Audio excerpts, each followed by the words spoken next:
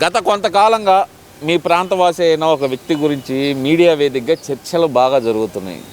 ఆ వ్యక్తి గురించి తెలుసా మీకు? ఈ బోరుగడ్డ అనిల్ అనే వ్యక్తి గురించి ఏమైనా ఐడియా ఉందంటారా? ఉంది సార్. ఏంటంటారు అసలు చరిత్ర? గత ప్రభుత్వ హయాంలో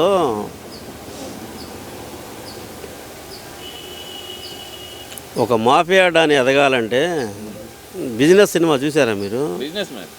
బిజినెస్ మ్యాన్ సినిమాలో ఒక మాఫియా వ్యవస్థని ఎలా వాడుకోవచ్చు అనేది అందులో ఆ సినిమా హీరో చూపిస్తాడు. అవును.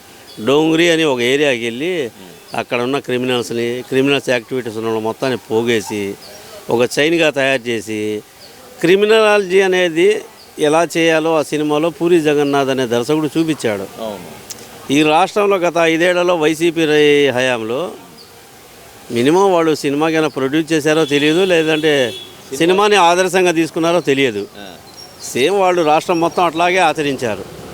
ఈ ఆచరించిన విధానం ఎలా ఉంటుంది అంటే ప్రతి ఒక్కరూ ఆయన చిరునవ్వుకి తల మీద చెయ్యి వేసి నిమిరే ఆ విధానానికి ఆయన పెట్టే ముద్దులకి ఇదేంటి ఎట్లా ఉంటుందంటే మంచితనం ముసుగులో కొన్ని చేయాలి, ముసుగు తెలియకుండా లోపాయికారిగా లోపల ఇంకా చేయాలి.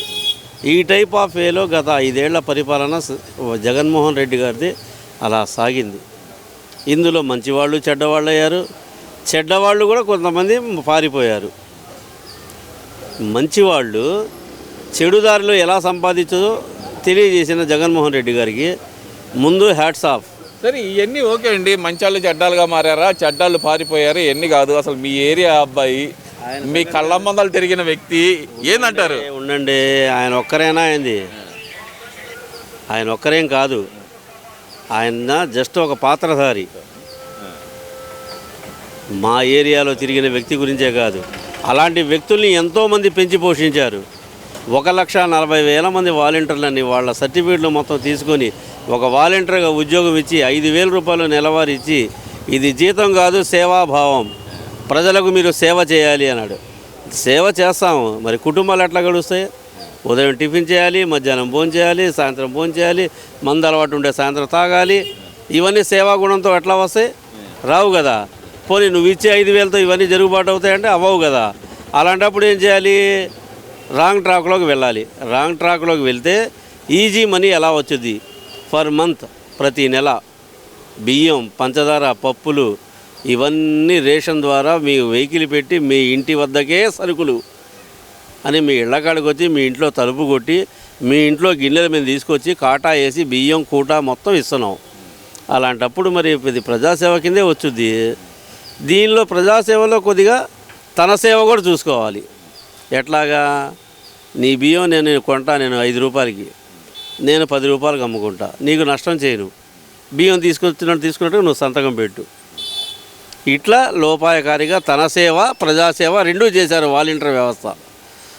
ఇదే వాలంటీర్ వ్యవస్థకి కూటమి ప్రభుత్వం వచ్చినాక తన వంతు సాయంగా ఏది ఈ మహాకూటమి వాలంటీర్లని బాధ పెట్టకుండా చిన్నబుచ్చకుండా వాళ్ళకి తన వంతు సాయంగా వాళ్ళు నడిపిన వెహికల్స్ 6,50,000 రూపాయలు ప్రజాధనంతో కొన్న వెహికల్ 5 సంవత్సరాలు వాళ్ళు ప్రజాసేవకు అంకితమయ్యారు.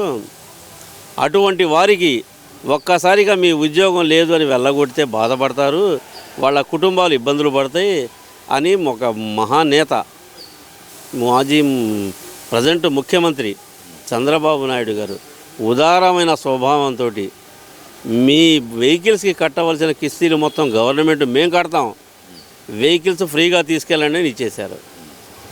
అది ఎంత ఉదారంగా ఇవ్వటం. సరే, ఇలా ఇచ్చారు. ఆయన తీసుకున్న వాళ్ళకన్నా ఏమాత్రం కృతజ్ఞతా భావం ఉంటే మీరు చెయ్యెత్తి దండం పెట్టాల్సిన అవసరం లేదు. మీకు జీతాలు పెరగనప్పుడు, మీకు ఇబ్బందులు కలగజేస్తున్నప్పుడు ఆపరేటర్లు మీరు ఎలా అయితే స్పందించారో ఈ ప్రభుత్వాన్ని ఆదరించండి. అయ్యా, మీరు మా కుటుంబ వ్యవస్థ మీద నమ్మకంతో ఆ గవర్నమెంట్ వెహికల్ రూపాయి కిస్తీ కూడా మేము కట్టనీయకుండా మొత్తం మీరు కట్టి ఉచితంగా 6,50,000 రూపాయల వెహికల్ మాకు ఇచ్చారు. కృతజ్ఞతాభావంగా మీ మహాకూటమికి మేము ఎప్పుడు రుణపడి ఉంటాం అని ఒక స్టేట్మెంటు గవర్నమెంట్కి సంబంధించిన ఒక మంచి వార్త చెప్తే ఇచ్చినోడికి కూడా ఒక మానసికమైన సాటిస్ఫాక్షన్ ఉంటుంది. నెలకు 20,000 మాకు ఎత్తుంటే ఆ 20,000 ఆపేసి బండి ఇచ్చే మేమేం చేసుకోవాలి? ప్రభుత్వం మోసం చేసింది మమ్మల్ని, అది వాళ్ళ ఉద్దేశం. మోసం చేసిందా లేదా? ఇంటింటికి రేషన్ తీసుకొచ్చే వెహికల్స్ని ఆపేయటం వల్ల ఇటు రేషన్ దారులని మోసం చేసింది, అలాగే ఇప్పుడు ఆ బళ్ళ ఓనర్లకి జీతాలు లేకుండా మోసం చేసిందా లేదా? ఇదే వాళ్ళ వాదన. మరి దానికి ఏం చెబుతారు? వితండవాదానికి అర్థం ఉండదు. నువ్వు పట్టిన కుందేలకి 4 కాళ్ళు ఉంటే 3 కాళ్ళు ఉండే నీ కళ్ళు కనబడట్లేదు అనేవాడికి సమాధానం చెప్పలేము. అర్థమైందా?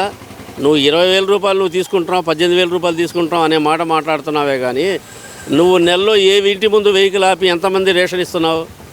ఒక చోట 20 ఇళ్ళు ఉంటే 5 ఇళ్ళకి ఇస్తేనే గొప్ప. తర్వాత బండి వెళ్ళిపోయింది, బండి వచ్చినప్పుడు వస్తామంటే అప్పుడు దాకా రాదండి.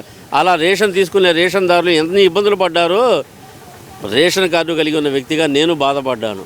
కానీ ఈరోజు ఆ బాధ లేదు. రేషన్ షాపుకి వెళ్ళి నాకు కావాల్సిన టైంలో వెళ్తాను. ఎప్పుడు రేషన్ షాప్ తీసే ఉంటుంది.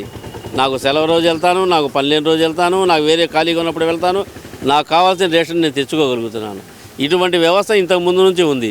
ఇప్పుడు మీరు వచ్చి ఇంటి వద్దకే రేషను అని ఒక బళ్ళు కొని దానికి ఆపరేటర్కో జీతం, కాటా వేసేవాడికో జీతం, కూటా వేసేవాడికో జీతం, ఇన్ని రకాలుగా పెట్టి మీరు ప్రజాధనాన్ని దుర్వినియోగం చేశారు. ఇక దానికి వాళ్ళు ఏదో ఉపాధి కోల్పోయారు, కుటుంబాలు రోడ్డున పడ్డాయి అనేది ఏంటంటే మీ ఉవాచ, మీ ఉత్తమాటలు. అంతకు మించి దీంట్లో ఏమీ లేదు. ఒక్కటి గుర్తుపెట్టుకోవాలి సార్, ఎవరైనా సరే ఏ పార్టీ అయినా గుర్తుపెట్టుకోవాల్సింది ఒక్క విషయం. సరే, ఇప్పుడు ఆ సంగతి ఓకే అండి. ఏం బోరుగడ్డ అనిల్ పాపం అమాయకుడు అంట. అతను ఎవరు ఏ రోజు ఒక దౌర్జన్యం చేయలేదంటే ఎవరి మీద, ఎవరిని ఒక మాట కూడా అనలేదంట. మరి నిజమే అంటారా? అది నిజమో కాదో వార్తలు రాసే పేపర్కి తెలియాలి, విలేకరులకు తెలియాలి. అసలు ఈ బోరుగడ్డ అనిల్ అనే అతను ఎవరతను? అతను విఐపా, లేకపోతే ఏమన్నా స్వాతంత్ర సమరయోధుడా, లేదా ఫ్రీడమ్ ఫైటర్ ఆయన ఏమన్నా? కాదే, ఒక సామాన్యమైన వ్యక్తి.